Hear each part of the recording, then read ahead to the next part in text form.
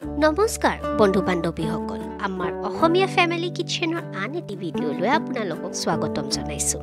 আজি মই আপোনালোকক বনাবলৈ শিকাম পুস্কা ফ্লেভাৰৰ চিকেন। আপোনালোকে যদি আমাৰ এই ভিডিঅ'টো চাই ভাল পায় তেনেহ'লে অনুগ্ৰহ কৰি লাইক আৰু শ্বেয়াৰ কৰি দিব আৰু আগলৈ এনেধৰণৰ ভিডিঅ' চাই থাকিবৰ বাবে আমাৰ চেনেলটো ছাবস্ক্ৰাইব কৰি দিব। তেনেহ'লে আহক আজি আমি শিকোঁ পুস্কা ফ্লেভাৰৰ চিকেন বনাব। এই ৰেচিপিটো বনাবৰ বাবে মই কি কি সামগ্ৰী ব্যৱহাৰ কৰিছোঁ সকলোখিনি ডেছক্ৰিপশ্যন বক্সত দিছোঁ। প্ৰথমতে মই পুদিনা, ধনিয়া আৰু জলকীয়াখিনি ভালদৰে পিচি ল'ম। তাৰপিছত মই তেল গৰম কৰিম। তেল গৰম হৈ যোৱাৰ পিছত ইয়াতে মই ঘিউ 2 চামুচ দিম।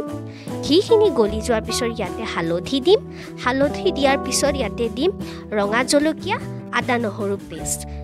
আদা নহৰু পেষ্টখিনি মই অলপ ভাজি ল'ম। আদা নহৰু পেষ্টখিনি ভাজি হৈ যোৱাৰ পিছত ইয়াতে দিম পিঁয়াজৰ পেষ্ট।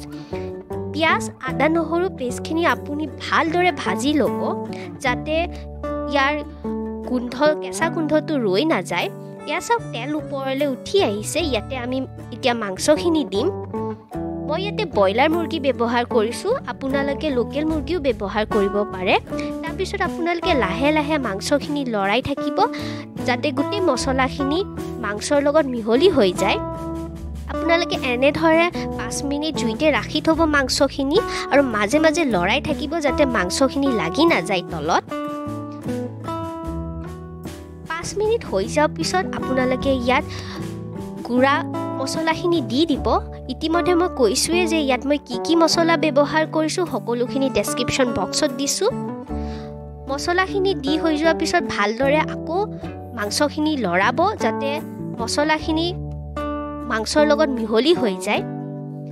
এনেধৰণে আপোনালোকে 2-3 মিনিট গেছৰ ওপৰতে মাংসখিনি ৰাখিব আৰু মাজে মাজে লৰাই থাকিব যাতে মছলাখিনি লাগি নাযায় তলত।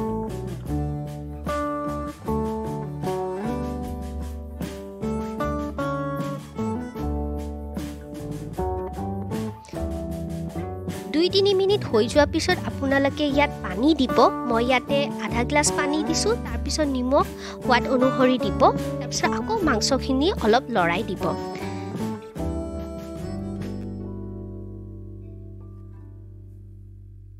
এনেধৰণে আপুনি জুইত 5 মিনিট মাংসখিনি ৰাখি থ'ব আৰু মাজে মাজে লৰাই থাকিব। 5 মিনিটৰ পিছত আপোনালোকে ইয়াত দৈ দিব। মই ইয়াতে 8 চামুচ দৈ দিছোঁ। দৈ দিয়াৰ পিছত আকৌ মাংসখিনি লৰাই দিম।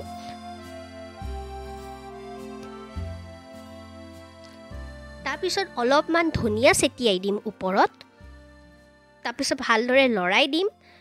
তাৰপিছত আমি ইয়াৰ ওপৰত ধনিয়া, পুদিনা আৰু জলকীয়া পেষ্টখিনি দি দিম। দিয়াৰ পিছত আমি ভালদৰে লৰাই দিম মাংসখিনি।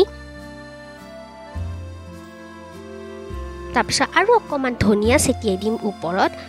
ধনিয়া বেছি কৰি দিলে গোন্ধটো ভাল আহে, পুস্কা ফ্লেভাৰটো বেছি কৰি আহে। ইয়াৰ ওপৰত আমি ক্ৰীম দিম। আপোনালোকে ক্ৰীম নিদিলেও হৈ যায়, কিন্তু মই ইয়াতে ক্ৰীম দিছোঁ। ক্ৰীম দিলে গ্ৰেভিটো বেছি থুপথুপীয়া হয়। এয়া চাওক আমাৰ পুস্কা ফ্লেভাৰৰ চিকেন হৈ গ'ল। আপোনালোকে খাই কেনে পায় মোক কমেণ্ট বক্সত জনাব।